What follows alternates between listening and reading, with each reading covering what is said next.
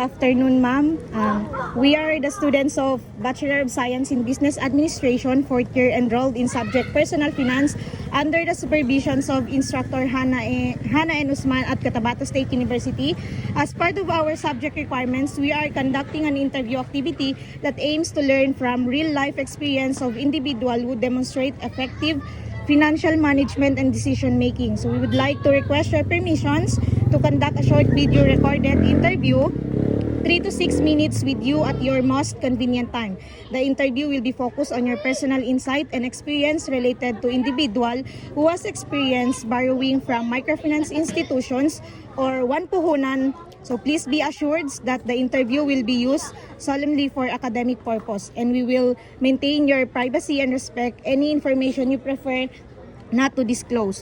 We would like to truly honored and grateful for your time and support in helping us learn from your valuable experience. So thank you very much for your kind and considerations.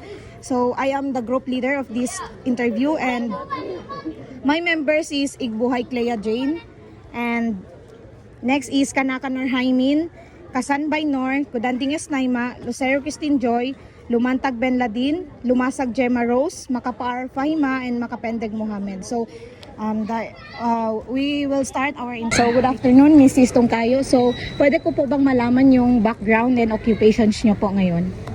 Hello po, good afternoon. Ako po si Norhata Tungkayo. Nakatira sa may Sultan Kudarat, Sitio Golf de Lumangkab, Sultan Kudarat. Ang gawain ko po ay may sarili akong sari-sari store owner.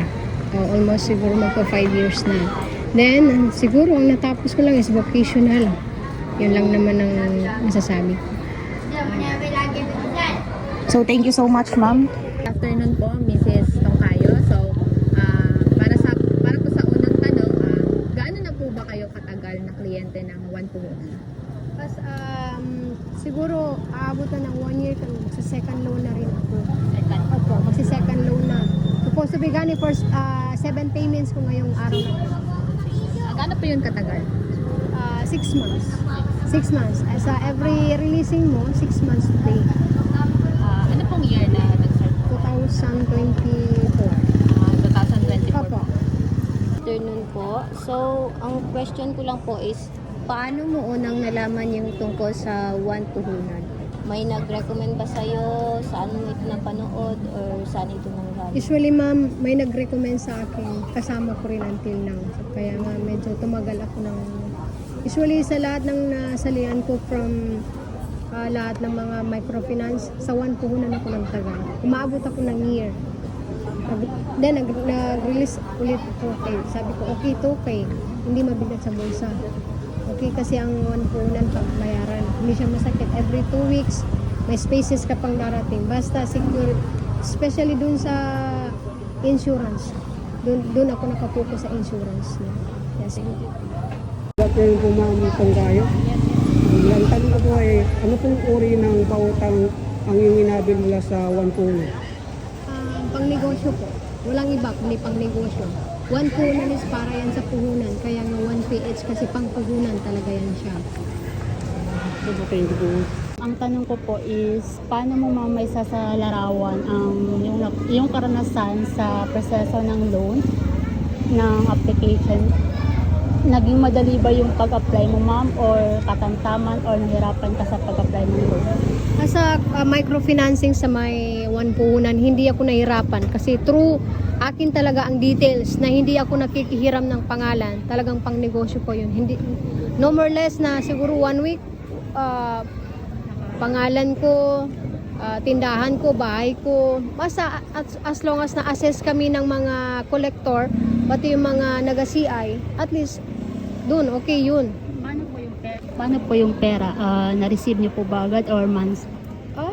Pagka-interrogate sa amin ng CI, usually 3 to 5 days bago ang releasing. Siyempre, kailangan pa ng manager para makita yung bahay mo, tindahan mo, kung saan ba manggagaling or saan ba pwede gawin yung pera. Kasi pang negosyo talaga Kailangan yun. pa mag-visit muna. Opo, kailangan talaga mag-visit ng CI, collector, pati yung manager.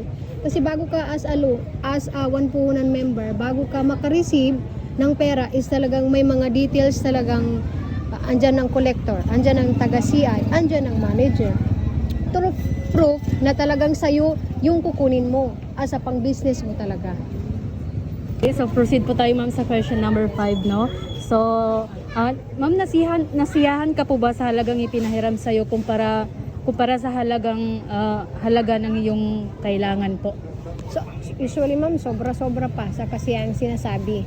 Kasi bago ka kasi papasok dyan, pinapapili ka.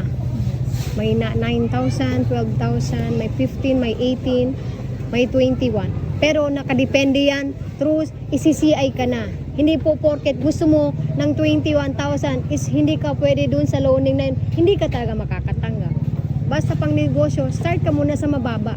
Kasi ang Next question po, nakakuha ka ba ng anumang pagsasanay, orientation o payo sa pananalapi mula sa puhunan bago o pagkatapos mo matanggap ang iyong loan? Opo ma'am, may bago kami magka-release ng pera, may orientation. Hindi po for pag second loan mo na, wala pang, dadaan ka talaga sa orientation. Kung saan mo gagamitin ang pera, kung anong gagawin mo. Usually talagang ang focus mo lang, kung negosyo, ilaan mo sa negosyo. Kasi kung sasayangin mo yung pera, walang masisira, kundi sarili mo. Paano nakaka-apekto ang loan sa inyong kita sa negosyo?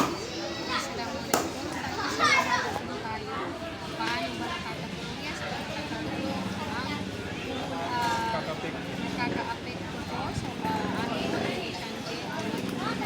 Kasi po nadadagdagan ang kita namin as long as nagagaan po kalaki. Ganun po yung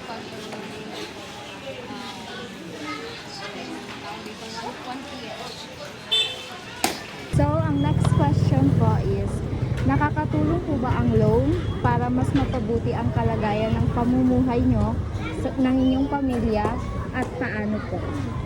Kung nakakatulong man, sobra-sobra pa. Kasi kung sa adjustment ng paying, 2 weeks to pay ang payment. So, means makahuling pa masyado yung perang pang-kapital. Okay, so naranasan mo na po bang anumang kahirapan when it comes po sa pagbabayad ng loans? Never.